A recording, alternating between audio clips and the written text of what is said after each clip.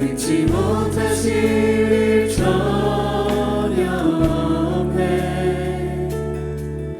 우리의 모든 간구도 우리의 모든 생각도 우리의 모든 꿈과 모든 소망도 신실하신 나의 주 하나님을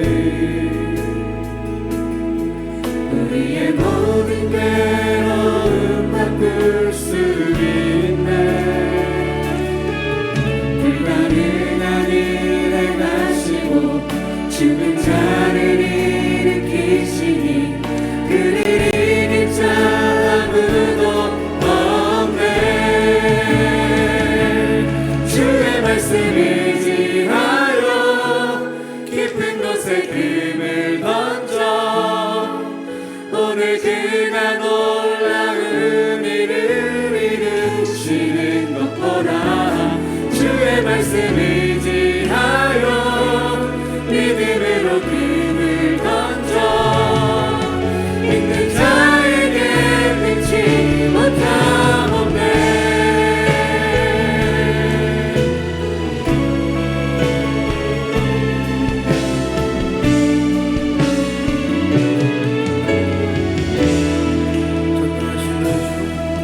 전능하신 나의 주 하나님은 능치 못하실 일 전혀 없네. 우리의 모든 간구도 우리의 모든 생각도 우리의 모든 꿈과 모든 소망도 신실하신 나의 주 하나님은 우리의 모든 괴로움 바꿀 수 있네. 불가능한 일 행하시고 죽은 자를 일으키시니 그를 이길 자 아무도 없네. 주의 말씀 의지하여 깊은 곳에 금을 던져 오늘 그가 놀라운 일을 이루시는 것 보라. 주의 말씀 의지하여 믿음으로 금을 던져 믿는 자에게 능치 못함 없네. 주의 말씀 의지하여 깊은 곳에 금을 던져 오늘 그가 놀라운 일을 이루시는 것 보라. 주의 말씀 의지하여 믿음으로 금을 던져 믿는 자에게 능치 못함 없네. 큰 소리로 고백합니다. 주의 말씀 의지하여 깊은 곳에 금을 던져 오늘 그가 놀라운 일을 이루시는 것 보라. 주의 말씀 의지하여 믿음으로 금을 던져 믿는 자에게 능치 못함 없네. 주의 말씀 의지하여 깊은 곳에 금을 던져 오늘 그가 놀라운 일을 이루시는 것 보라. 주의 말씀 의지하여 믿음으로 금을 던져 믿는 자에게 능치 못함 없네. 저 여러분들의 삶 가운데 치유되는 역사를 주겠습니다. 자, 오늘 말씀은 심판을 막는 중보기도란 없다. 그런 제목으로 말씀 나누겠습니다. 심판을 막는 중보기도라고 하는 것은 이제 없다. 좀 길게 말하면 그렇게 될 것 같습니다. 디모데전서 2장 5절 말씀입니다. 같이 읽겠습니다. 하나님은 한 분이시요 또 하나님과 사람 사이의 중보자도 한 분이시니 곧 사람이신 그리스도 예수라. 아멘. 오늘 이 말씀은 신앙생활을 오래 하지 않는 분들 혹은 오래 하셨다 할지라도 기도 생활을 해보시지 않은 분들은 좀 어려울 수 있겠다 싶기도 합니다. 뭐 그렇다고 어렵게 설명하는 건 아닌데 무슨 얘기일까 이렇게 특별히 가슴에 닿지 않을 수도 있고요. 오래 믿고 중보기도를 경험하신 분들에게서도 오히려 이게 무슨 소리지? 심판을 막는 중보기도가 없다면 무슨 중보기도를 하라는 말이야? 이런 생각 때문에 선입견 때문에 혹시 귀담아 듣지 않을 수도 있겠다는 면에서 어려울 수 있겠다 그렇게 말씀을 드렸습니다. 그러나 재밌을 겁니다. 여러분이 한번 생각해보지 않았던 것들이 이제 풀리는 그런 시간이 되리라고 믿습니다. 예수님 때문에 예수님으로 말미암아서 구약과 신약에 큰 차이가 생겼어요. 어마어마한 차이가 생겼죠. 율법 아래서 신앙생활하는 게 아니라 이제는 은혜 아래서 신앙생활하는 것부터 시작해서 따라서 기도도 달라지고요. 그 기도도 이제는 과거에는 이렇게 기도했지만 이제는 그렇게 기도하지 않는 새로운 차원의 기도의 방향이 생겼고요. 또 그중에서 특히 오늘 나눌 것은 중보기도가 달라질 수밖에 없고 중보라고 하는 개념이 달라질 수밖에 없다는 부분을 여러분 아시게 될 겁니다. 만약에 이 차이를 구약의 중보기도와 신약의 중보기도의 차이를 이해하지 못한다면 그렇다면 우리의 수고가 아무런 소용이 없게 될 가능성이 있습니다. 엉뚱한 영역에서 열심을 내고 열매 없는 기도가 될 수 있다는 겁니다. 열심히 변줄 알고 심은 씨앗이 변줄 알고 열심히 물 주고 열심히 비료 줬는데 나중에 자라면서 이상 맺히는 걸 보고서 그게 벼가 아니라 볼이라고 하는 사실을 발견했을 때 벼농사의 수확을 생각했던 사람은 엉뚱한 열심을 냈던 것이 되겠죠. 중보기도도 그럴 수 있다는 겁니다. 기도는 많이 했는데 나중에 보니까 엉뚱한 기도를 엉뚱한 방식으로 했구나 라는 사실을 알 때 허망해질 수 있습니다. 그래서 이 중보기도에 대한 신약적 이해를 좀 잘 하셨으면 좋겠습니다. 구약의 대표적인 중보기도 두 군데를 한번 찾아볼 거고요. 그 다음에 신약의 중보기도가 어떻게 달라졌는지, 신약 시대는 중보기도가 어떻게 달라져야 하는지 이걸 그 다음에 결론처럼 보도록 하겠습니다. 구약의 대표적인 중보기도는 두 가지를 찾아볼 텐데 하나는 아브라함의 중보기도고요. 두 번째는 모세의 중보기도입니다. 첫 번째 아브라함의 중보기도인데 좀 길게 말하면 아브라함의 소돔과 고모라를 위한 중보기도입니다. 창세기 18장 16절에서 이하에서 보면 이렇게 말씀합니다. 그 사람들이 거기서 일어나서 소돔으로 향하고 아브라함은 그들을 전송하러 함께 나가니라. 여호와께서 이르시되 내가 하려는 것을 아브라함에게 숨기겠느냐. 하나님께서 두 천사와 함께 사람의 모습으로 나타나신 거예요. 아브라함의 대접을 받으셨어요. 그 다음에 당신께서 소돔과 고모라라는 이 도시에 하려고 하시는 일을 아브라함에게 알려주시는 겁니다. 하나님께서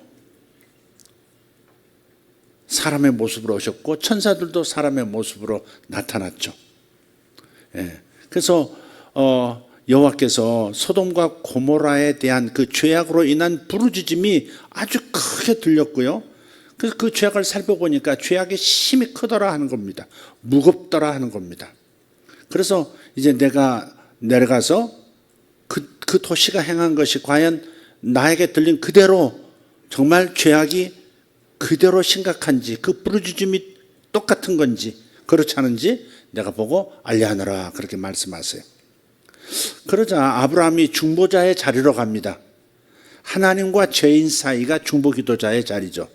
하나님과 죄인 사이에 죄인들을 향하여 진노하시고 심판을 내리시려는 하나님과 심판을 받을 수밖에 없는 죄인들 사이에 서서 하나님의 그 진노와 심판이 내려지지 않도록 하는 사람, 그 하는 자리, 그게 중보자의 자리입니다. 그래서 하나님께 소돔과 고모라를 위해서 중보의 기도를 시작합니다. 아브라함이 얘기하는 것이 그겁니다. 주께서 의인을 악인과 함께 멸하려고 하십니까? 정당하지 않습니다. 의인은 의인이고 죄인은 죄인인데 어떻게 의인을 죄인과 함께 멸하려 하십니까? 소돔과 고모라가 망한다면, 멸해진다면 그 안에는 의인들도 다 죽는 거 아닙니까? 그래서 이것은 하나님께서 공의롭지 못하신 방식입니다. 이렇게 말을 하고, 그러면서 구체적인 숫자를 하나님께 제시를 합니다. 그 성 중에 의인 50명이 있을지라도 먼저 50명의 의인이 있다면 살려주시겠습니까? 그렇게 말을 하는 겁니다. 의인 50명이 있을지라도 주께서 그곳을 멸하시고 그 50 의인을 위하여 용서하지 아니하시리까? 주께서 이같이 하사 의인을 악인과 함께 죽이시면 부당하오며 의인과 악인을 같이 하심도 부당하니이다. 아주 강력하게 지금 얘기합니다. 세상을 심판하시는 이가 정의를 행하실 것이 아닙니까? 이렇게. 여호와께서 이르시되 내가 만일 소돔 성읍 가운데서 의인 50명을 찾게 된다면 그들을 위해서 소돔과 고모라 온 지역을 용서하겠다. 그러니까 아브라함이 또 뭐라고 합니까? 저는 티끌이나 재와 같은 존재이지만 감히 하나님께 다시 한번 말씀드립니다. 50명 중에 5명이 부족해서 45명이면 온 성읍을 용서하시겠습니까? 주님께서 45명이면 내가 용서하마. 그러면 다시 40명을 찾으시면 어찌하시렵니까? 그랬더니 40명을 찾으면 내가 용서하겠다. 또 그러니까 아브라함이 또 낮춰요. 숫자를 30명은요. 30명이 있어도 내가 소돔과 고모라를 멸하지 않을 거야. 20명은요. 안 멸할 거야. 10명은요. 이렇게. 이제 아무리 간땡이가 커도 10명은 있겠지 싶기도 하고 10명 이하로 떨굴 수는 없었는지 하긴 10명까지 얘기를 합니다. 그랬더니 하나님께서 역시 10명으로 말미암아 10명으로 말미암아 소돔 고모라가 멸하지 않을 것이다 라고 말씀 선언하시고 이제 하나님께서는 당신의 곳으로 가시고 아브라함도 자기 집으로 돌아갑니다. 이게 이제 중보기도의 자리에서 올려진 그 유명한 기도입니다. 50명에서 45명, 45명에서 40명, 다시 30명, 20명, 10명까지 거듭거듭 하나님은 받아주세요. 그런데 의인 10명이 없어요. 왜 10명에서 아브라함이 멈췄는지 성경에서 밝히고 있지는 않습니다. 어쨌든 유일하게 의인이 한 사람 있었는데 아브라함의 조카 롯만 의인이었습니다. 그래서 하나님께서 소돔과 고모라를 엎으실 때 롯을 내보내셨어요. 하나님께서 그 지역의 성을 멸하실 때 곧 롯이 거주하는 성을 엎으실 때 하나님이 아브라함을 생각하사 롯을 그 엎으시는 중에서 내보내셨더라. 실제로 지금 사해라고 하는 바다가 있어요. 이스라엘 최남단에 그 사막 한 곳도 있는데 여리고 근처입니다. 그 이제 바다인데 지구상에서 가장 해수면이 낮은 곳이어서 물이 빠져나가질 않습니다. 그냥 증발해서 사라집니다. 그러다 보니까 소금기, 뭐 광물 성분 그런 것들이 다 유입이 돼가지고 그것에서 물만 빠져나가니까 굉장히 찐득찐득한 그런 물이 돼버린 겁니다. 그러니까 소금기가 많아요. 그러니까 사람이 거기 들어가서 누워서 신문도 보고요, 잡지도 읽습니다. 안 빠지니까. 그만큼 그런 뭐랄까요, 찐득한 그런 바다인데 그 밑에가 바로 그 장소가 바로 소돔과 고모라였어요. 그러니까 대지진 일어나면서 그냥 뒤집어 엎어버리신 거죠. 완전히 도시들을 이렇게 들었다가 삽으로 흙을 떠서 확 뒤엎어서 이렇게 언덕을 만들듯이 둔덕을 만들듯이 이렇게 엎어버리셨다 하는 겁니다. 근데 롯만은 빠져나오도록 하나님께서 역사해 주셨어요. 자, 이게 아브라함의 중보기도입니다. 두 번째 중보기도의 예를 보겠습니다. 이건 모세의 중보기도인데 모세가 십계명을 받기 위해서 산에 올라가서 40일 동안 금식하면서 기도합니다. 하나님께서 올라오라고 그러셨어요. 너는 산에 올라 내게로 와서 거기 있으라. 내가 그들을 가르치도록 내가 율법과 계명을 친히 기록한 돌판을 너에게 주겠다 그랬어요. 그래서 출애굽기 24장 18절에 보면 모세가 구름이 가득한 그 산 정상으로 올라갔고 거기서 모세가 40일 40밤을 산에 있게 됩니다.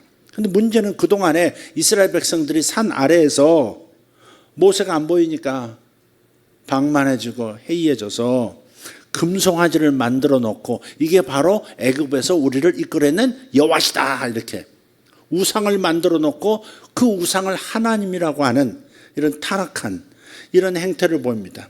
그래서 하나님께서 진노하셨어요. 그래서 산에서 기도하고 있는 모세에게 말씀하십니다. 너의 백성이 부패했다 그러세요. 내 백성이 아니라 너의 백성이 부패했다.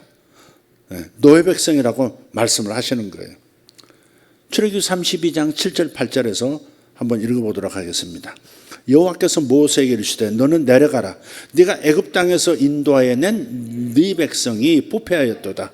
그들이 내가 그들에게 명령한 길을 속히 떠나 자기를 위하여 송아지를 부어 만들고 그것을 예배하며 그것에게 제물을 드리며 말하기를 이스라엘아 이는 너희를 애굽 땅에서 인도하여 낸 너희 신이라 하였도다. 심각한 우상 숭배가 벌어진 겁니다. 지도자가 기도하는 동안에 지도자가 부재한 그 상황 속에서 우상을 만들어서 심각하게 우상 숭배를 한 것이죠.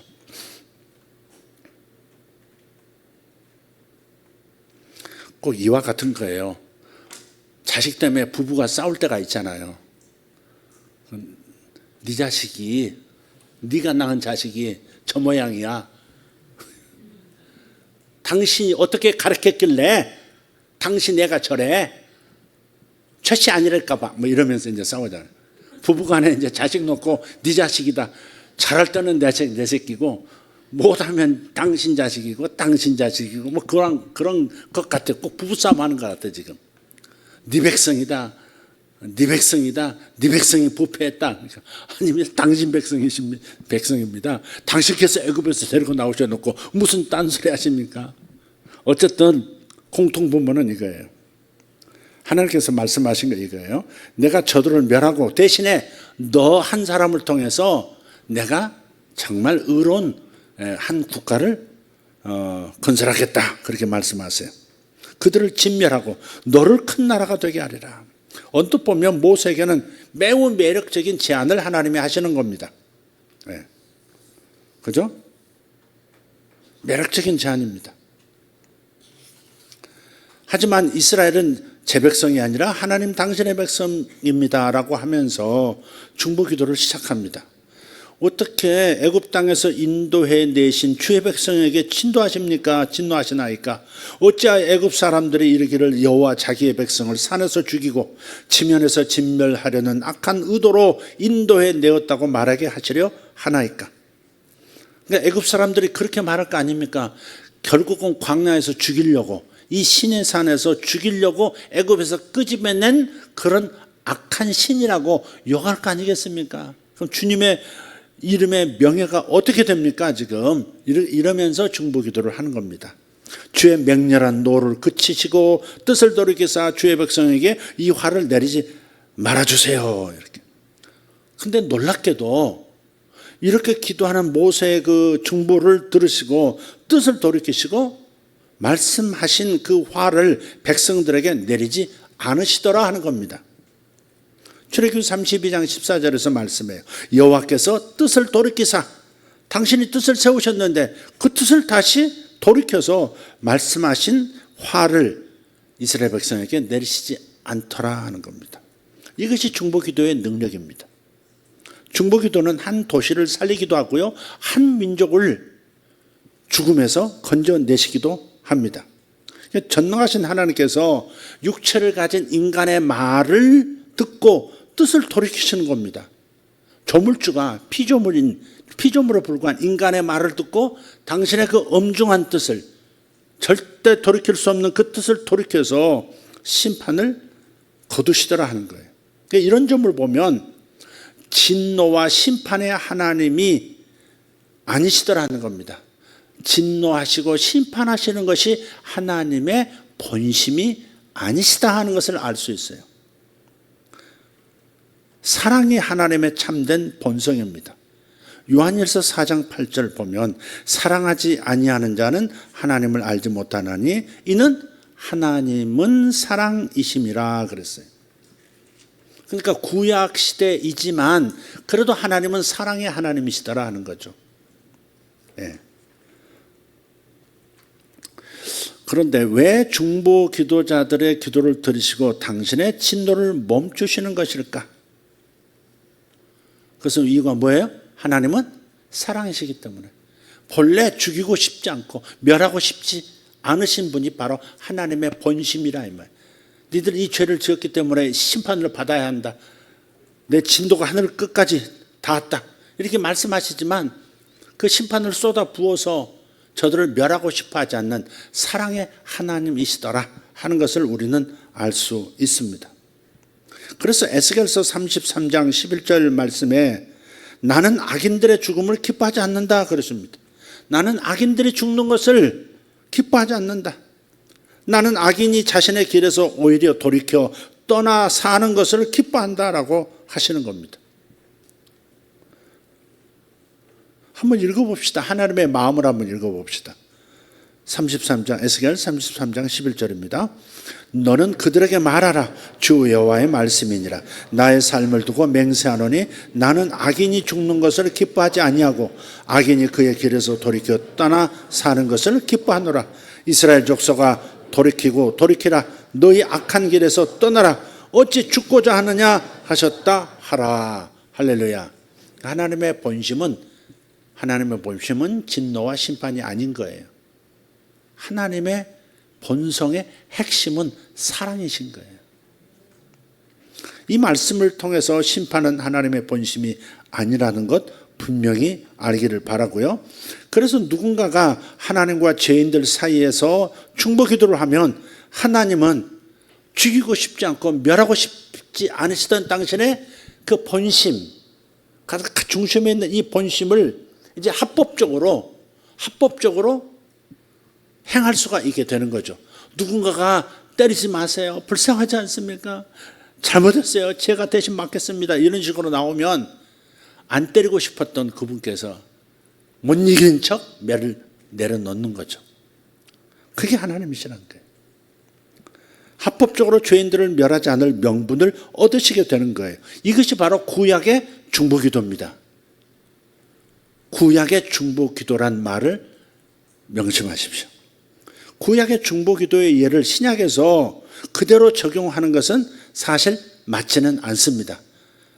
달라졌다 그랬죠? 구약의 기도와 중보기도와 신약의 중보기도가 차이가 있다. 전혀 달라졌다. 중보기도의 개념이 완전히 뒤바뀌어졌다. 이걸 우리가 이해해야 한다는 말씀이에요. 예수님께서 오셔서 우리의 죄를 다 담당하셨어요. 우리가 받을 벌을 다 당신께서 당하셨기 때문에 그렇습니다. 하나님께서 인류의 죄라고 하는 죄는 다 진노하시고 심판하셔야 되는데 예수님께서 그 하나님의 모든 진노를 우리의 죄값에 상응하는 모든 벌을 당신께서 다 끌어다가 받으셨기 때문에 이제는 더 이상 우리의 죄값을 우리가 당하지 않게 된 것입니다. 하나님의 진노는 예수에게 다 쏟아졌기 때문에 더 이상 하나님의 마음에는 진노가 없는 거예요. 화가 없으신 거예요. 이걸 사람들은 잘 이해를 못하는 거예요. 하나님 안에 화가 없으시다. 하나님 안에 진노가 없으시다. 하나님 안에 더 이상 죄로 인한 분노가 없으시다. 저와 여러분의 죄, 일생에 짓는 모든 죄들, 마음으로, 생각으로, 입으로, 행동으로 짓는 모든 죄를 포함해서 모든 세대 인류의 모든 죄들을 다 피리침처럼 하늘의 에너지, 진노의 에너지를 끌어다가 당신 몸에, 당신 삶에 그냥 내리 쏟아지도록 만들어 보셨기 때문에 더 이상 땅에 때릴 진노의 벼락이 없다 하는 겁니다. 에너지를 흡수해서 소멸시켜 버렸으면 다시 그 에너지를 다시 땅에다 쏟을 수가 없는 거죠. 죄에 대한 하나님의 진노가 다 만족되었습니다. 죄는 다 사해진 거예요. 우리는 용서받았고 하나님 마음에 있는 죄에 대한 진노는 이미 다 쏟아 부은 거예요. 그래서 하나님의 진노가 만족되었다 이렇게 표현하는 거예요. 하나님의 공의가 만족돼. 하나님의 공의라는 것은 죄가 있으면 죄에 대해서는 반드시 심판이 내려져야 한다. 형벌이 가해져야 한다는 것이. 그게 하나님의 공의입니다. 요즘 많이 외치죠. 어떻게 낯선 여자를 그냥 뒤로 다가서서 돌려차기로 기절시킨 다음에 거의 반죽음을 만들어 놓고 그렇게 할 수 있느냐. 저런 놈은 죽여야 한다. 저런 놈은 평생 감옥에서 못 나고 해야 된다. 그게 공의다. 그게 정의다. 외치잖아요. 그죠?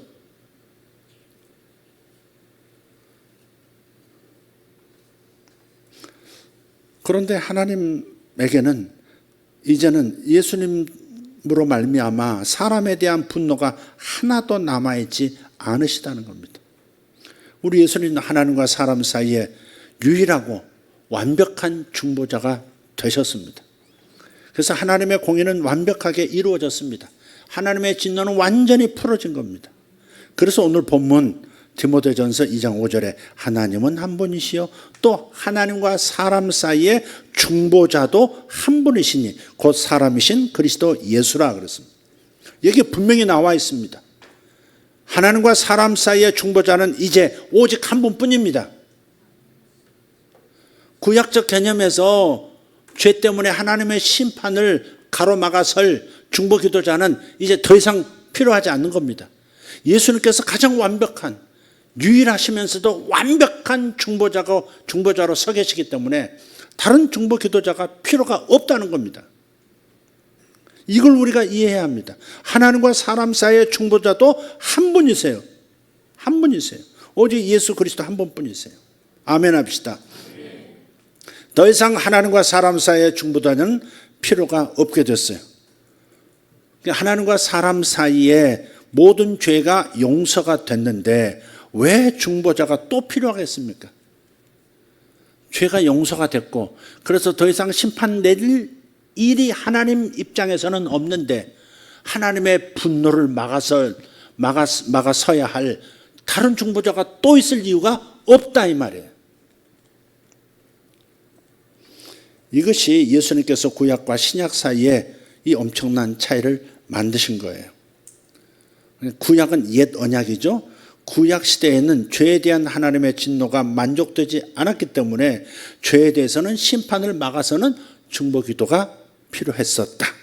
그러나 이제 그리스도께서 인류의 모든 죄에 대한 심판을 다 담당하셨고 우리의 관계 회복을 위해서 하나님으로부터 예수께서 대신 끊겨짐을 하나님께서 잘라내짐을 대신 당하셨어요.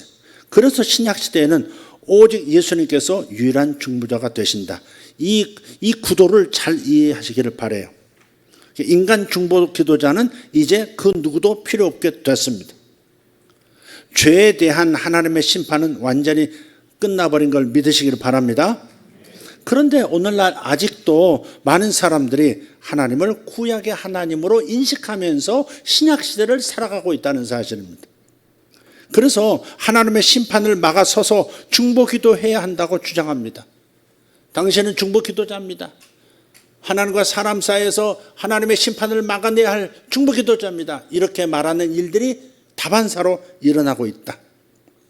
그래서 하나님의 진노에서 하나님의 뜻이 돌이켜지도록 당신은 기도해야 합니다. 일본에 내릴 하나님의 심판을 당신은 중보기도함으로써 막아내고 하나님께서 뜻을 돌이키시도록 기도하십시오. 이렇게 말하는 거죠. 어떤 사람들은 그렇게 말을 했어요. 캘리포니아가 특히 LA를 중심으로 캘리포니아가 얼마나 타락했냐.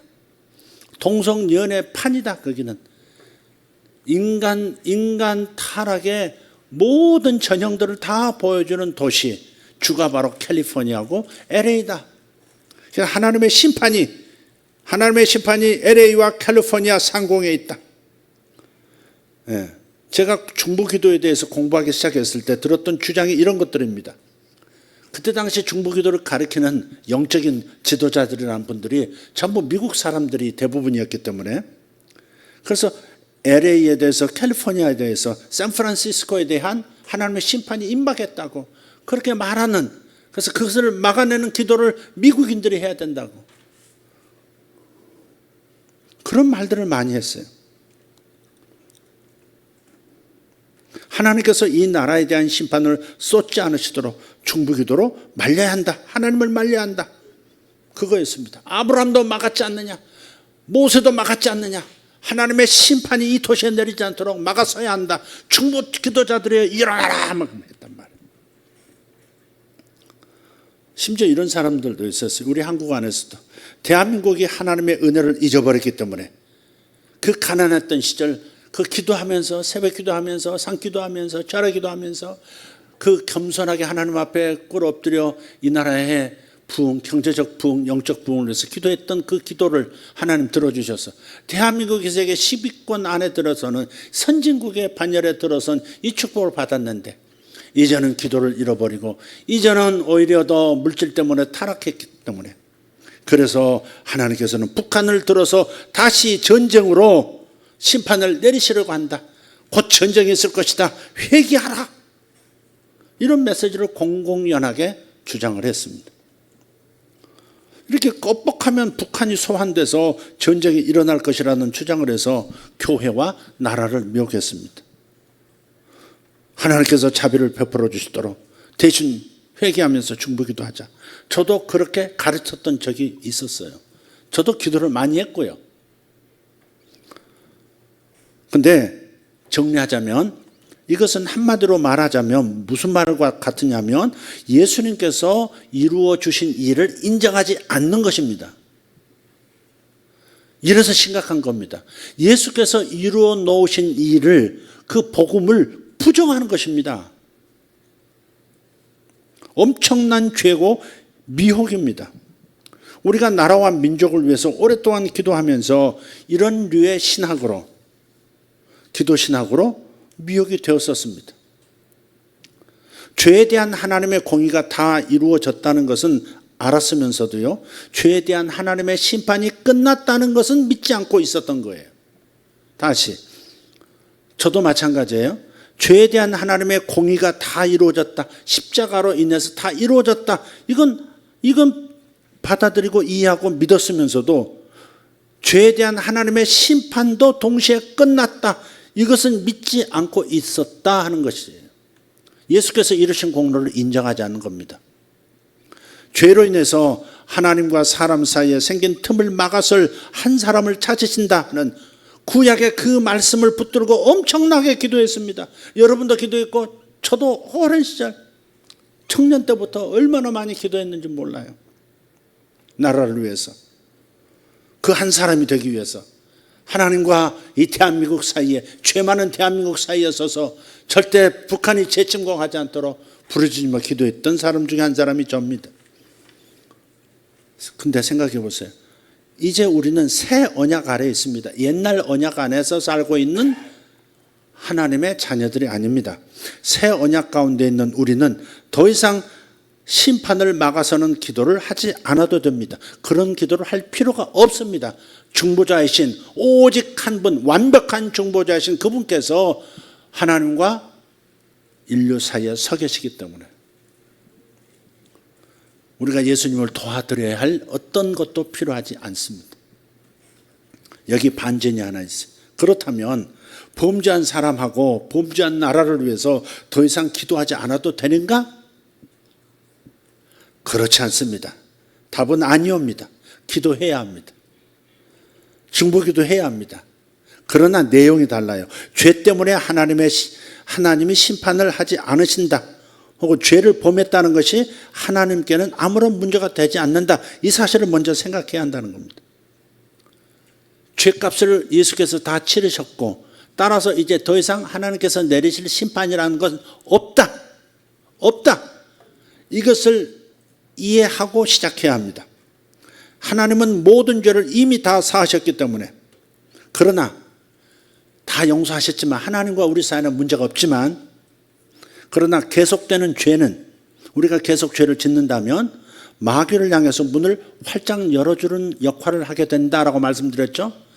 하나님께서는 우리의 죄에 대해서 이미 예수께 심판을, 벌을 다 내리셨기 때문에 같은 죄로 다시 우리를 심판하시고 벌 내리시진 않지만, 하나님과 나 사이의 문제는 없지만 하나님과 나 사이는 중보자이신 예수님이 굳건히 자리를 지키고 계시기 때문에 결코 우리는 하나님과 사이가 멀어지지 않겠지만, 문제는 마귀와 우리 사이에 문제가 남아있다는 거죠. 바로 그것이 문제예요. 우리의 혼과 몸과 삶의 환경 가운데로 마귀의 능력이 들어올 수 있도록 틈을 주는 것이 바로 죄입니다. 우리가 죄를 반복해서 짓게 되면 그게 마귀와 우리 사이에 하나님의 보호막을 이렇게 열어서 마귀가 들어와서 나를 관역 삼아서 내 삶을 망쳐 놓도록 내가 문을 열어주는 셈이 된다 하는 겁니다.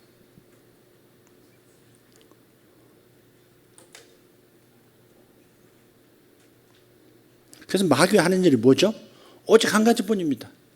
요한복음 10장 10절 말씀, 도둑이 오는 것은 도둑질하고 죽이고 멸망시키는 것뿐이요 그랬어요. 마귀는 쉴 새 없이 우리를 향해서 이 생각을 가지고 있고 이 행동을 하기 위해서 움직이고 있어요. 우는 사자처럼 죄를 짓고 틈을 내서 문을 열어주는 사람을 계속해서 찾고 있습니다.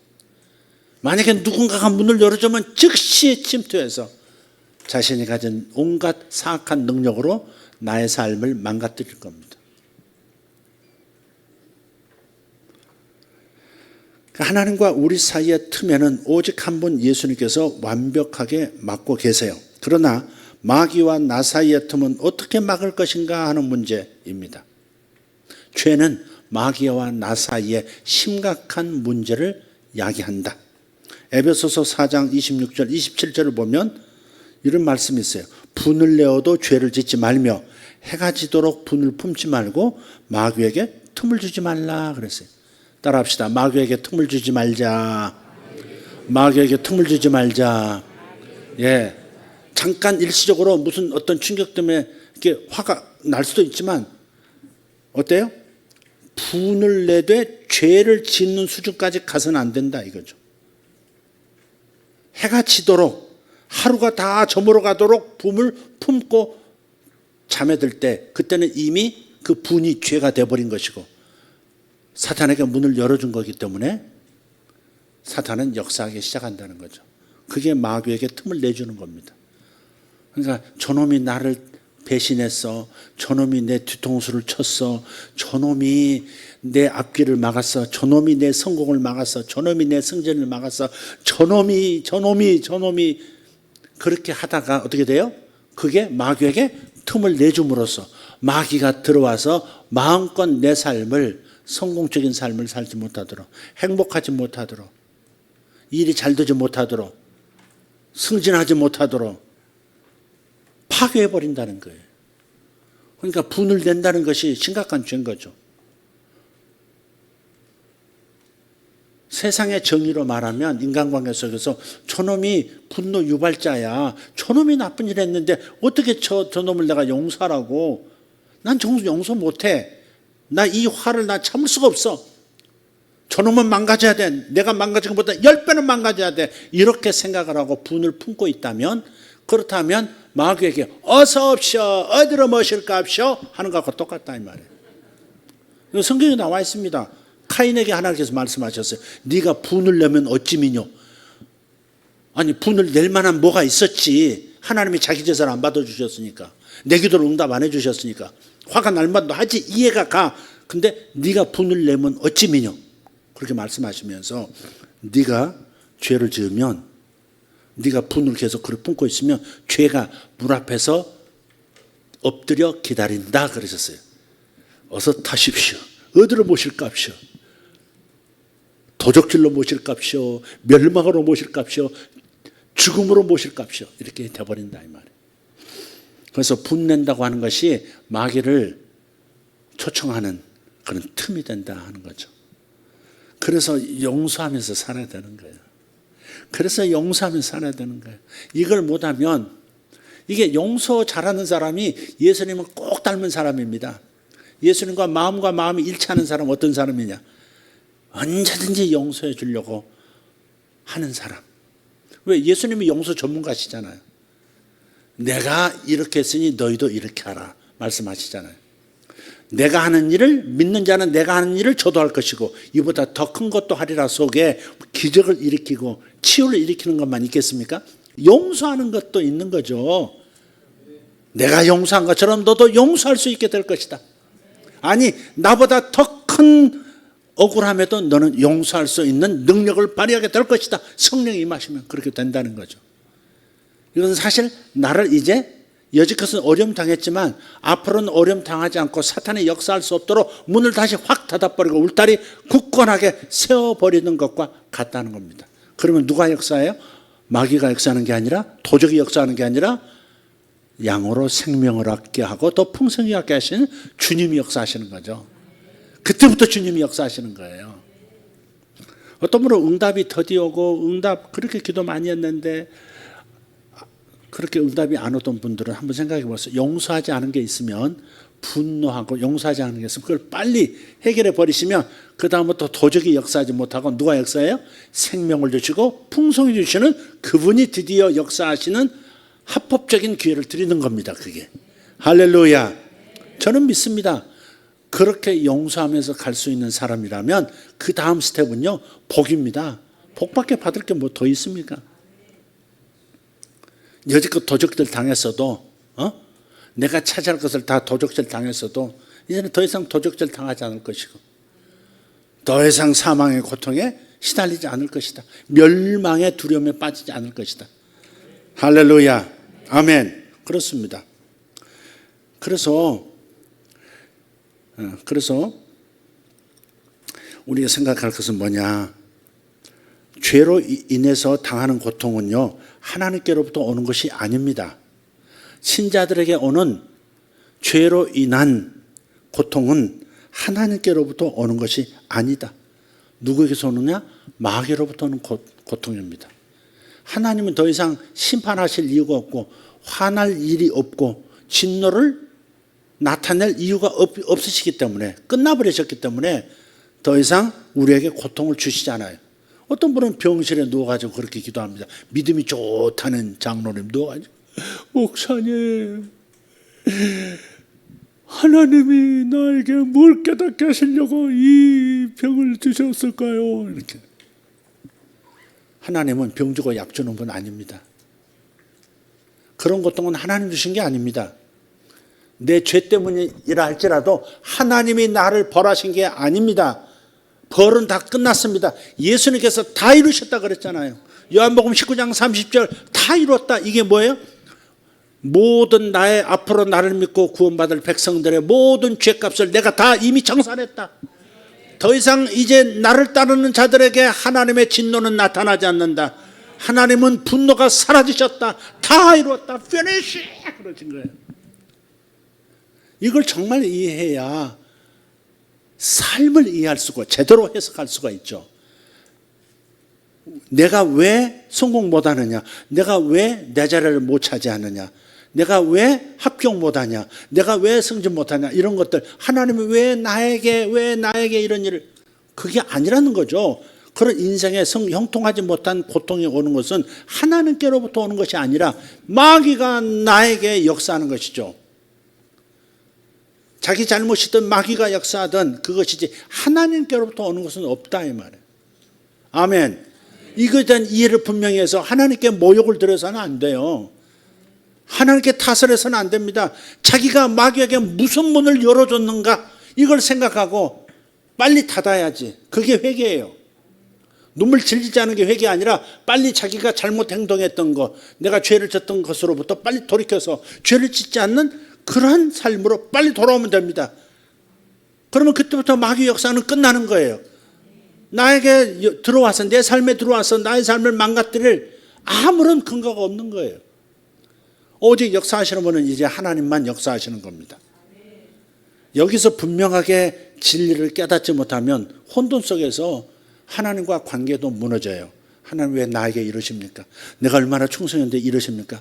제가 그거 잘못 하나 했다고 저를 이러십니까? 이렇게 돼버린다고. 점점 멀어지죠, 하나님과. 오해죠, 오해. 오해가 아주 깊어진 거예요.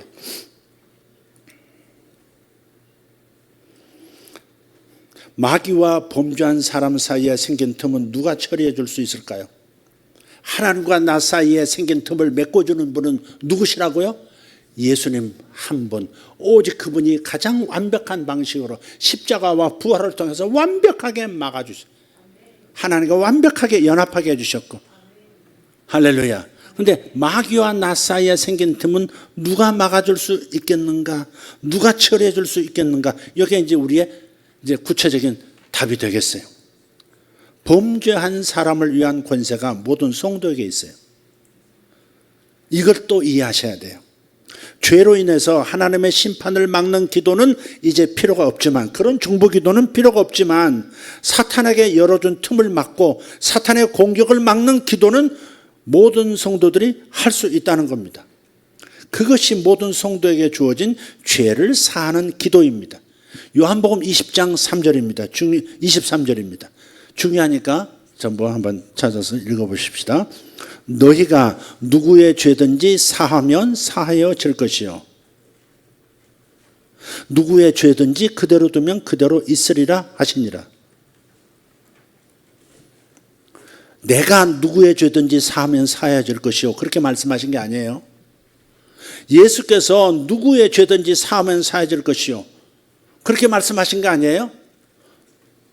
주어가 누구예요? 너희가. 예수 믿는 모든 성도들이라면 너희가 누구의 죄든지 사하면 사해질 것이래요. 천주교에서는요, 교황에게 그리고 사제들에게만 이 권세가 있다고 주장을 해요. 그래서 사제에 가서 죄를 고하죠. 고해성사를 하죠. 그럼 다 죄를 듣고 나서 제가 간음했습니다, 제가 사기쳤습니다. 그러면 이제 이쪽에서 고해성사, 이쪽에서 저쪽에서는 사제가 뭐 어떻게 해요? 내 죄를 용서하노라 이렇게 한번 해줘. 가서 성경을 몇 번 읽으세요, 이렇게 처방까지 이렇게 내려줘요. 교황하고 사제들에게 죄를 사는 권세가 있다고 말해요. 그러나 성경은 너희라고 말해요. 예수 믿는 모든 성도들은 누구의 죄든지 사하면 사해질 것이요, 다른 사람의 죄를 사할 권세가 우리에게 있다는 겁니다. 근데 누구의 죄든지 그대로 두면 그대로 있으리라 그런 거예요. 믿는 사람이 됐든 믿지 않는 사람이 됐든, 예수 믿는 사람들에게는 믿는 사람이든 믿지 않는 사람이든 죄를 일시적으로 사해 줄 수 있습니다. 여기서 죄를 사한다 하는 말은 누구의 죄를 예수님처럼 용서해서 깨끗이 맑게 의로운 자로 만들어준다, 그런 의미가 아닙니다. 죄는 오직 하나님만 용서하실 수 있는 줄 믿습니다. 아멘. 그렇다면 여기서 사한다는 말이 뭐냐? 용서가 아니라 일시적으로 멀리 떨어지게 한다, 그런 의미에서 사한다입니다. 용서가 아니라 일시적으로 멀리 죄와 범죄자를 띄어서 죄를 멀리 던져버린다, 보내버린다, 그런 의미예요. 영어로는 limit라고, R-E-M-I-T, limit 뒤에가 액센트가 있죠. 이게 사하다의 뜻입니다. 그러니까 리미트가 송금하다 그럴 때 써요. 이 영어 단어로는 to remit funds 이렇게 되어 있어요. 송금하다, 돈을, 자금을 보내다, 리미트입니다. 또 혹은 범죄한 사람에게서 그의 죄를 멀리 보내버리는 것, 그런 뜻도 있습니다. 면제하다, 그런 뜻도 있어요. to remit a fine, 그러니까 부채나 벌금 등을 면제해 주는 것. 죄인에게서 죄를 멀리 보내버리기 때문에 범죄로 인해서 열렸던 틈이 다시 막혀버리는 거예요. 그게 사한다의 의미예요. 멀리 보내버리는 거예요. 자금을 송금, 띠릭해서 저 지구 반대편으로 송금하듯이 범죄한 그 사람, 범죄한 그 민족, 범죄한 그 가정에서 죄를 분리해서 멀리 보내버리는, 일시적이에요. 왜 일시적으로 말하느냐? 이 사람이 자기 의지로 계속해서 같은 죄를 저지르면 금세 막아줬는데도 또다시 불러들이기 때문에, 또다시 열어주고 또 열어주고 하기 때문에 무효화가 되어버린다 이 말이죠. 그래서 일시적이라고 표현하는 거예요. 결국은 그가 돌이켜야 되는 거죠. 그가 돌이켜서 다시는 그 범죄에 들어가지 않아야 사탄에게 열어주는 문이 영구히 닫히고 사탄의 역사는 끊어지는 것이죠. 그러나 어쨌든 그 사람이 기도를 못하는 사람이고 그 사람이 하나님 모르는 사람일지라도 우리가 그의 죄를 용서합니다라고 그의 죄를 사합니다라고 선포하면 그의 죄가 일시적으로 떨어져 나간다 이 말이죠. 떨어져 나가면서 그에게 역사했던 사탄의 역사가 끊어진다 이 말이죠. 끊어져요. 그래서 남편이 기도 안 해도 아내가 중보기도 해주면서 하나님 제 남편을 심판하지 말아주세요. 제 남편에게 벌을 내리지 말아주세요. 저 사람 믿음 없는 걸 용서해 주세요. 이렇게 기도할 일이 아니에요 이제. 아니죠. 그럼 구약적 기도예요. 하나님의 심판은 이제 끝났으니까 하나님 화가 나 계시지 않으니까 그걸 막았을 필요는 없지만 그 사람이 사탄에게 열어줬던 문은 내가 그 죄를 멀리 보내버림으로써 사탄의 역사를 근거를 없애주는 것은 내가 알 수 있다 이 말이죠. 근데 그 남편이 계속해서 같은 죄를 또 저지르면 어떻게 되겠어요? 아내의 중보 기도가 무효화가 돼버리는 것이죠. 결국은 또 열어줘 버리니까. 아니 도둑놈 막으려고 앞문 닫아줬더니 또 뒷문을 쫓아가서 또 열어주네. 뒷문 쫓아가서 중보 기도해서 막아줬더니 또 창문을 열어놓고 어서 옵시오 하고 앉았네. 이 격이 되면 무효가 된다 이 말이죠. 그러나 우리가 그런 죄를 사하는 기도, 죄를 멀리 보내버리고 사탄에게 열어줬던 문을 막아버리는, 그래서 결국 사탄이 역사하지 못하게 하는 기도는 우리가 일시적으로 해줄 수 있고 그 기간 안에 깨닫고 그 자신도 돌이켜서 다른 태도로 살아가면 하나님의 역사하는 축복은 계속되어지는 것이죠. 할렐루야. 바로 그것을 말하는 겁니다. 이것이 죄를 사하는 권세입니다. 죄가 바로 마귀가 역사할 수 있는 발판인데 그것을 제거해 버리니까 마귀가 역사할 수 없게 되는 것입니다. 그래서 야고보서 5장 16, 15절에도 이렇게 말씀해요. 믿음의 기도는 병든 자를 구원하리니 주께서 그를 일으키시리라. 아멘 합시다. 혹시 죄를 범하였을지라도 사하심을 받으리라. 그 사람이 죄를 범함으로 반복해서 죄를 범함으로써 사탄에게 틈을 내어줬고 병을 가져오는 사탄이 들어와서 몸에 병을 줬다면 그런 류의 병이라면 죄 사함을 위한 기도, 죄를 용서하는 기도를 내 죄가 사해졌습니다. 내 죄가 용서되었노라 라고 선포해 줌으로써 병도 따라서 역사했던 사탄이 떠나고 병이 회복, 건강으로 돌아오는 역사가 일어나게 한다는 겁니다. 그러니까 우리는 불신자에게도 죄 사함과 함께 병 고치는 기도를 할 수 있고 믿는 자에게도 죄 사함으로써 사탄의 역사를 더 이상 진행하지 못하도록 막아줄 수 있는 죄를 사해주는 권세가 성도에게는 누구에게나 있는 것이다. 교황에게만 있는 게 아니고 신부들에게만 있는 게 아니고 모든 믿는 자에게 다 있는 것입니다. 근본적으로 하나님 앞에 의로운 자가 되게 하는 죄 용서라고 하는 것은 오직 예수 그리스도를 통해서 하나님만 하실 수 있지만 그러나 사탄의 역사는 근거가 되는 그 범죄 사실에 대해서 죄 사함을 통해서 막아낼 수 있는 권세는 모든 성도에게 다 주어졌다. 예수께서 하신 말씀을 분명히 믿으시기를 바랍니다. 너희가 누구의 죄든지 사하면 사해질 것이요 누구의 죄든지 그대로 두면 그대로 있으리라. 할렐루야. 우리 기억하십니까? 옛날에 수원에서 하루가 멀다고 이상한 살인사건이 많이 일어났습니다. 수원성 성 안에서 구시가지 안에서 일어났습니다. 그 구시가지 이 중심으로 작은 내가 흐르고 있는데 상류에서 사람 머리가 발견되고요. 중류에서 사람 몸뚱이하고 팔이 발견되고요. 하류에서 사람 그 하체, 다리하고 하체가 발견이 되고요. 토막토막 내가지고 이렇게 그런 사건이 있는가 하면 오원춘 사건이라고 중국 조선족이 밤에 늦게 귀가하는 여성을 이렇게 기절시켜가지고 지집으로 끌고 들어가서 완전히 그냥 살을 다 발라서 냉장고에 다 엉덩이살, 무슨 가슴살, 뭐 허벅지살 해가지고 쫙 해서 마치 이렇게 쪽발부터 시작해서 소 머리살까지 다 나누듯이 그렇게 해서 살해한 여러 사람을 죽였죠, 그 사람이. 그런 일도 일어났고요. 그냥 동네에서 산책하시는 노인을 그냥 아무 이유 없이 지나갈 때 쓱 뒤돌아서 곁에 있는 몽둥이로 그냥 노인을 그냥 때려서 절명하게 하고 사냥총을 가지고 사람을 대놓고 얼굴에 대고 쏴서 죽이고, 굉장히 바로 우리 분당 옆에 있는 그런 일이 일어났던 적이 있습니다. 그때 하나님께서 갑자기 이제 조명철 집사님, 경찰관이신데, 조명철 집사님이 점심 때 이제 주일 예배 마치고 식사하는데 그 앞에 내가 앉았다가 갑자기 하나님의 감동이 있었어요. 경찰관을 보다가 갑자기 감동이 있었어요. 저 수원에서 일어난 일이지만 이제 이 일이 계속되지 않도록 막는 중보기도를 하라 하는 감동을 주셨어요. 그래서 즉시 일어나가지고 그날 오후부터 우리 성도들 다 이제 쭉 중보기도에 대한 설명을 하고요. 수원에 가서 기도합시다. 수원 가서 그런 일이 다시는 일어나지 않도록 중보기도합시다.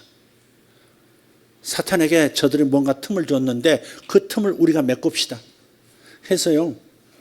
우리는 분당을 이제 우리 교회는 분당에 있고 이 도시에 대한 책임은 우리 교회도 있지만 수원에 대한 책임은 우리에게 있는 건 아니에요. 나라 전체를 보면 책임이 있지만 어쨌든 수원에 대해서는 직접적인 책임은 없어요. 그래서 수원에 있는 한 교회 목사님에게 연락을 했고요. 그 목사님과 협의를 했습니다. 우리가 여기 와서 이 살인사건이 더 이상 일어나지 않도록 중보기도 하려고 하는데 목사님이 그 권한을 우리 분당에 있는 우리 예수세계교도 주십시오. 당신의 권한을 우리가 위임받아서 기도하겠습니다. 그 목사님도 참여하셨어요. 우리가 3번인가 갔어요. 추운 겨울이었었는데 그 성벽에 수원성에 올라가 가지고 막 기도하고 돌고 그 수원에서 일어났던 모든 죄에 대한 살인 사건에 대한 모든 죄 사함을 선포하고 예수 그리스도의 십자가에 피 흘림을 선포하고 그런 다음에 명령하면서 기도했죠. 사탄은 손을 떼고 떠나라. 세 번째 갔을 때 제 눈에 이상한 현상이 일어났어요. 역시 수원성 높은 곳에서 수원을 내려다보는데 갑자기 내 머리 위에서 뭐가 쭉 앞으로 나가는 게 느껴졌어요. 그 하늘을 쳐다봤죠. 쳐다보는데 회색빛 있잖아. 회색빛 용이 이렇게 반지의장 보면 용이 한 마을을 불지르려고 쫙 내려가는 장면이 보셨을 겁니다. 그런 것처럼 회색빛 용이 휙 하고 멀리 수원을 가로질러서 저 멀리 떠나는 것을 보여주셨어요. 그래서 그때 선포했죠. 끝났습니다. 끝났다는 것을 상징으로 하나는 보여주셨습니다. 승리했습니다 하고 소문하고 돌아왔죠. 바로 그날부터 시작해서요. 하여간 하루가 멀다 하고 이상한 살인사건이 일어났던 수원에 다시는 그 일이 일어나지 않았습니다. 2년 뒤인가 그 수원에 계시는 그 목사님께 다시 물어봤습니다. 그 이후로 살인사건이 있었습니까? 이상스러운 이해할 수 없는 살인사건이 있었습니까? 없었습니다. 바로 그런 겁니다. 그런 거. 우리는 사탄에게 뭔가 틈을 내줬다 할지라도 그것을 막아설 수 있는, 그러니까 죄의 사함을 통해서 사탄에게 열어준 틈새를 막음으로써 사탄이 더 이상 역사할 수 없도록 만들 수 있는 권세가 우리에게 있는 겁니다. 여러분의 가정을 여러분이 막아설 수 있고요. 여러분의 자녀에 대한 권세도 여러분이 부모에게 있는 겁니다. 배우자에 대해서도 여러분이 중보기도를 하시면 죄를 사하고 죄가 사해졌다는 선포를 해주고 그런 다음에 사탄은 더 이상 역사할 수 없다라고 선언하면 그때부터 사탄의 역사는 사라질 것이고 하나님의 축복은 막혔던 축복은 이어 일어나기 시작할 것입니다. 할렐루야. 아멘. 그렇지만 다시 말하는데 이것은 일시적인 조치라는 것을 기억하십시오. 또다시 사탄이 들어와서 역사하도록 도시 거주민이 죄를 짓는다면, 가정에서 죄를 범한다면, 자녀들이 계속해서 같은 죄를 범한다면 또다시 사탄은 역사하기 시작한 겁니다. 일시적이라는 것이 아주 잠깐을 얘기하는 건 아니지만 그러나 어느 정도 효과가 반감되는 상황이 생길 수 있다는 겁니다.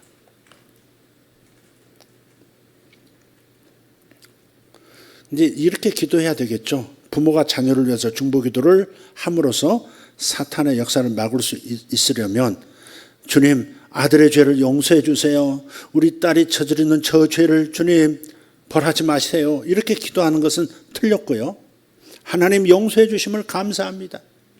십자가에서 내 아들의 죄를 용서하셨습니다. 내 딸의 죄를 용서하셨습니다. 감사합니다. 이게 죄를 사하는 겁니다. 그러면 죄를 멀리 보내버리는 거예요. 사탄에게 열려진 틈은 자동적으로 닫히는 겁니다. 사탄의 역사는 사라집니다. 이런 방식으로 하는 겁니다. 나라와 민족을 위해서 중보기도를 함으로써 일시적으로 사탄의 역사를 멈추게 할 수도 있습니다. 우리 민족의 죄를 주님 십자가에서 이미 사하셨습니다. 민족의 죄가 사해진 것을 믿습니다. 이러한 죄가 용서된 것을 선포합니다. 이렇게 함으로써 죄를 사해버린다 이 말이죠. 사해버리는 거예요. 용서해 주셨음을 선포합니다. 이렇게 말하는 거예요. 구체적으로 이렇게 기도하시면 됩니다. 하나님, 저에게 죄를 사하는 권세를 주시니 감사합니다. 같이 합시다. 하나님, 저에게 죄를 사하는 권세를 주시니 감사합니다. 제가 누구에게서 무슨 죄를 사합니다. 제가 아들에게서 불순종의 죄를 사합니다. 아들의 죄를 그에게서 멀리 보냅니다. 리미트, 멀리 보냅니다. 아들의 죄로 인해서 생겨난 틈을 막습니다. 따라 하시려니까 아들의 죄로 인해 생겨난 틈을 막습니다. 아멘. 이제 사탄이 내 아들을 괴롭힐 권리가 1도 없습니다. 그렇게 기도하시면 되는 거예요. 뭐 순서가 뒤죽박죽 돼도 괜찮아요. 다시 한번 읽어드릴게요. 하나님, 저에게 죄를 사하는 권세를 주신 것을 감사합니다. 제가 아무개에게서 무슨 죄를 사합니다. 아무개의 죄를 그에게서 멀리 보내버립니다. 무슨 죄로 인해 생겨난 그 틈을 지금 막습니다. 이제 사탄이 아무개를 괴롭힐 권리가 없어졌음을 믿습니다. 그러면 되는 거예요. 그러면 역사가 단순합니다. 너무 복잡하게 막 세게 기도해야만 되고 그런 건 아니에요. 믿음으로 하는 게 중요하고 이걸 이해하고 믿음으로 하는 게 참 중요해요. 역사가 일어나는 거예요. 예컨대 뭐라고 하면 좋을까? 너무 구체적이 되면 또 내 얘기구나 그럴 텐데. 그렇죠. 그냥 여러분 다 알아들으셨죠? 얘기도 합시다. 네. 그래서 정리하겠습니다. 옛날 언약, 구약에서는 하나님의 진노가 분명히 있었습니다. 죄에 대한 하나님의 진노가 있었습니다. 동의하세요? 구약에서는 그랬어요. 그래서 하나님의 진노와 심판을 막아줄 중보 기도자들이 필요했습니다. 동의하십니까? 이해되셨어요? 자, 하지만 새 언약에서는 하나님의 진노가 있다, 없다? 없다. 왜? 예수께서 모든 죄에 대한 징벌을 담당하셨기 때문이다. 아멘. 네. 그래서 하나님의 진노가 없기 때문에 따라서 하나님의 진노를 막아설 중보 기도자가 필요 없게 되었습니다. 하나님과 사람 사이의 중보 기도자는 오직 한 분뿐, 예수 그리스도 한 분뿐입니다. 중보자이신 예수님으로 말미암아 하나님의 진노와 심판은 완벽하게 끝난 줄 믿습니다. 그래서 디모데전서 2장 5절에 하나님은 한 분이시고 또 하나님과 사람 사이의 중보자죠 한 분이시다. 곧 사람이신 그리스도 예수시다 그랬습니다. 그러니까 신약 시대를 사는 우리 그리스도인들은 하나님의 심판을 막아서는 중보 기도는 할 필요가 없지만 그러나 죄로 인해서 사탄에게 문을 열어준 틈새를 만들어준 그 틈을 막아버리는 기도는 해야 한다. 일시적으로 죄인의 죄를 멀리 보내는 리미트, 멀리 보내는 죄를 사하는 기도를 우리가 할 수 있다. 이렇게 예수님으로 인해서 중보 기도가 근본적으로 달라졌다 하는 것을 이해하시기를 바랍니다. 오늘 얘기가 바로 이런 얘기였습니다. 자, 들었으면 실습을 하도록 하겠습니다. 지금 5호 태풍이 얼마 전 5호 태풍이죠. 독수리라고 하는 5호 태풍이 중국 북경을 강타했습니다. 뉴스를 보신 분 아시겠습니다만은 600년 만에 중국 북경이 물에 잠겼습니다. 그냥 물이 고요하게 좀 넘쳐서 잠기는 수준이 아니고 그냥 강이 범람해서 뭐 차들 막 버스까지 수백 대가 막 수천 대가 막 휩쓸려서 바다로 다 가버렸습니다. 어마어마한 일이 벌어졌습니다. 600년 만에 그 비가 내려서 자금성도 잠기고요. 중국이 망한 거 아닌가 싶을 만큼 어마어마한 일이 벌어졌어요. 독수리가 그냥 핥혀버렸죠. 근데 그 다음 6호 태풍이 저 아래서 카눈이라고 하는 이름을 가졌대요. 카눈이라고 하는 6호 태풍이 지금 발달해서 지금 오키나와를 들이쳤습니다.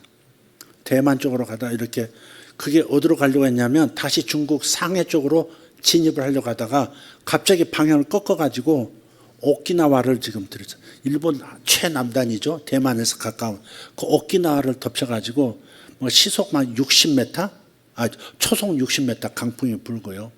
사람이 죽고 막 지금 난리가 났습니다.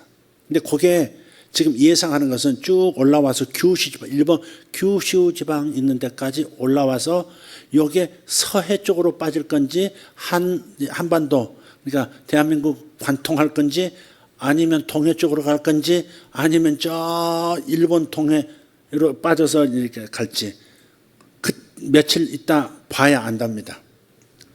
자, 우리는 자연에 대한 권세도 있습니다. 죄를 사하는 권세가 있을 뿐 아니라 자연을 다스리는 권세가 모든 성도에게 있습니다. 아멘입니까?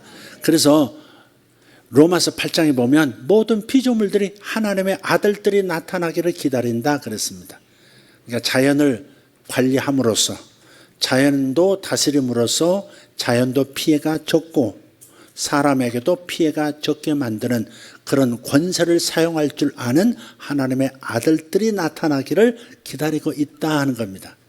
예수님께서 하신 것처럼 풍랑을 잠잠하게 태풍을 잠잠하게 만드신 것처럼 예수님과 똑같이 태풍을 잠재울 수 있는 믿음의 하나님의 아들들이 나타나기를 기다린다 말씀을 하고 있는 겁니다. 따라서 오늘 시간 기도하겠습니다. 지금 어디서 발달하고 있냐면 남쪽이니까 이쪽이 북쪽이죠. 네, 북쪽이죠. 맞죠? 요리 쭉 가면 이제 핑양 나옵니다. 이쪽으로 가면 이제 제주도 나오고 하는 겁니다. 다 같이 일어나셔서 여러분 권세자인 걸 믿으시기를 바라요. 여러분 죄를 사하는 권세가 있습니다. 아멘. 원래 이게 이제 또 이 카눈도 중국으로 또 들이칠 판이었는데 방향을 바꾼 걸 보면 누가 기도를 많이 한 것 같습니다. 여기 한반도로 오면 안 됩니다. 그게 지금 독수리보다 조금 셀 수 있대요. 지금 이 카눈이. 그럼 북경을 덮쳤던 그 크기의 충격이 한반도에 오면 안 되지 않습니까? 또 그렇다고 해서 일본 가서 저 재수없는 일본 그냥 쓸어버려 뭐 이럴 수도 없습니다. 하나님은 일본에 대해서 진노하지 않습니다. 하나님은 중국에 대해서도 진노하시는 분이 아닙니다.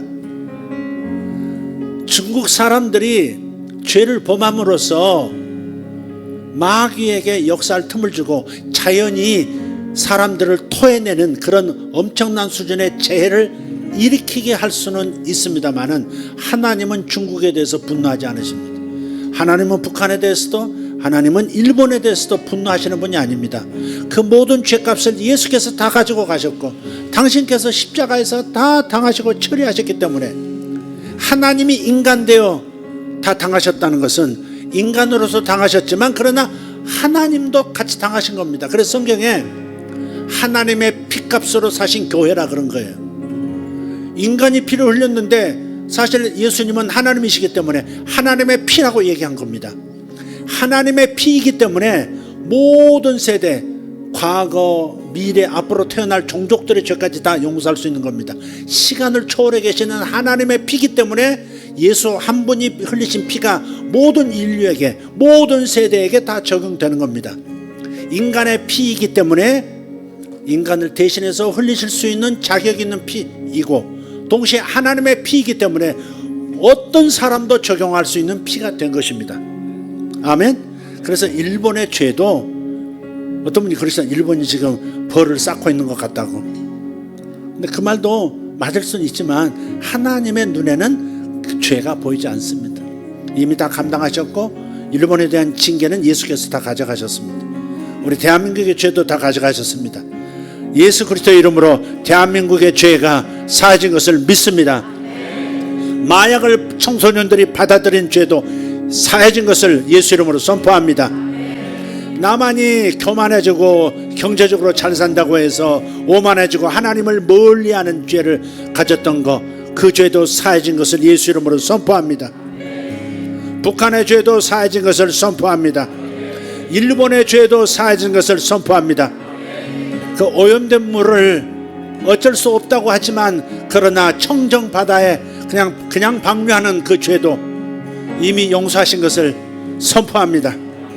일본이 군국주의의 여러 가지 과정을 통해서 다른 나라에 입혔던 모든 죄도 이미 용서된 것을 선포합니다. 그러므로 태풍 제6호 카누는 한반도를 들이쳐서도 안 되고 중국으로 가서도 안 되고 일본도 안 되고 소멸되든지 약해지면서 저 태평양으로 빠지게 될지어다. 이것이 우리의 목표, 이걸 우리의 목표로 삼겠습니다. 급격하게 꺾어져서 일본도 관통하지 말고 그냥 태평양으로 빠져나갈 수 있도록, 그러면서 소멸되도록 그렇게 명령하며 기도하도록 하겠습니다. 우리 남쪽을 향해서 서겠습니다. 남쪽을 향해 서겠습니다. 저 멀리 대만 가까이 오키나와에 태풍의 핵이 있습니다. 가눈이 있습니다. 여러분이 손을 뻗어서 이게 방향을 저 왼쪽, 우리로 말하면 왼쪽 저 태평양으로 보낼 수 있기를 바랍니다. 태평양으로 밀어버리기를 바랍니다. 태평양으로 밀려나가는 카눈을 보면서 선포하시기를 바랍니다. 예수 이름으로 명하노니 카눈은 소멸되면서 태평양으로 갈지어다. 제가 선창하겠습니다. 예수 이름으로 명령한다. 6호 태풍은 카눈은 태평양으로 빠질지어다. 카눈은 소멸할지어다. 카눈은 한반도로 오지 못할지어다. 카눈은 일본도 통과하지 말라. 태평양으로 갈지어다. 태평양으로 갈지어다. 태평양으로 갈지어다. 우리 주여 한번 부르고 방언으로 기도합니다. 셔바라파이 아멘. 모카르돌로다 스파르나 마자이토. 예수 이름으로 힘을 잃고 태평양으로 빠질지어다. 힘을 잃고 태평양으로 갈지어다. 카누야 예수로 명한다. 카눈 똑똑히 들어. 예수 이름으로 힘을 잃고 태평양으로 빠져나가. 예수 이름으로 할렐루야. 아멘. 할렐루야. 아멘. 오가르도 론 바다바카리아스. 이제 여러분 가정을 위해서 기도하시고 여러분 자신을 위해서 기도하시고 앞을 보시면서 이제 여러분 자신을 위해서 기도하십시오. 여러분의 가정을 위해서 기도하십시오. 이 나라 이 민족을 위해서 기도하시면 되겠습니다. 할렐루야. 죄를 사하며 기도하십시오. 리밋 저 멀리 보내버리십시오. 죄를 저 멀리 보내버리십시오. 죄를 사하는 권세가 너희에게 있느니라. 너희 중에 누구든지 죄를 사하면 사해질 것이요 누구의 죄든지 그대로 두면 그대로 있으리라. 우리는 죄를 사하는 사람입니다. 주님 감사합니다. 우리 성도들의 죄를 리밋 하나님 저 멀리 보냅니다. 아버지 하나님이 사면합니다. 예수 이름으로 사합니다. 아버지 저들에게 아버지 사단의 문이 닫아치게 하심을 감사합니다. 이제부터 사단은 저들을 괴롭게 하지 못할 것이고 사단은 이제 힘을 잃고 저들 가정에서 다 소멸되어 떠나는 것을 감사합니다. 할렐루야. 주의 복이 임하실지어다. 들어가도 복을 받고 나가도 복을 받는다 하신 이 약속이 이루어지게 될지어다. 아멘. 좋은 일이 일어나게 됨을 감사합니다. 내 손으로 짓지 않은 집에서 살게 될 것이고 네가 짓지 않은 과손을 차지하게 할 것이고 너희들이 만들지 않은 아름다운 가구로 장식되어질 것이고 오 주여 감사합니다. 너희들이 물려주지 않은 것을 자녀들이 물려받게 될 것이며 풍성한 삶을 살게 되어지리라. 아멘 아멘 할렐루야 아멘. 승리를 주신 하나님을 찬양합니다. 여러분 사업에 방해했던 모든 사단이 이제부터 역사하지 못합니다.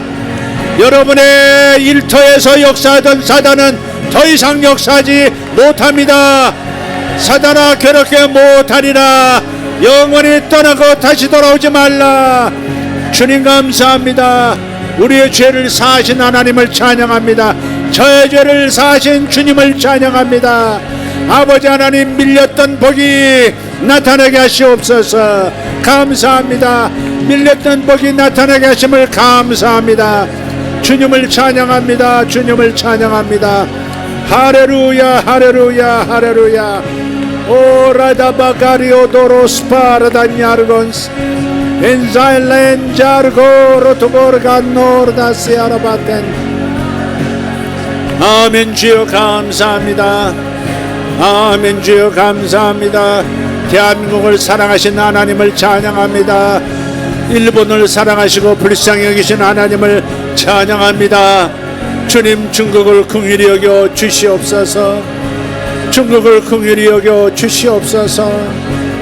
고난당하는 저들에게 더 이상 고난이 없도록 막아주심을 감사합니다.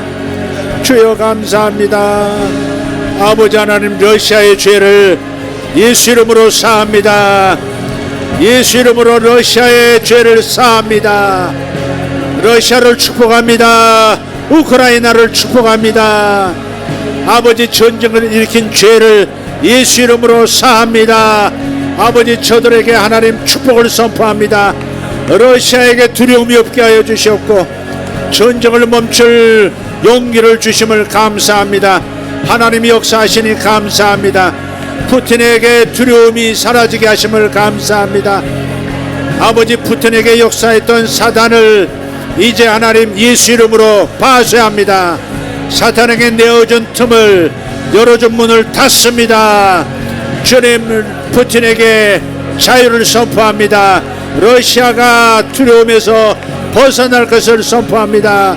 아버지 용기 있게 결단하게 하옵소서. 예수 이름으로 축복합니다. 러시아를 축복하고 우크라이나를 축복합니다. 아버지 축복합니다. 축복합니다.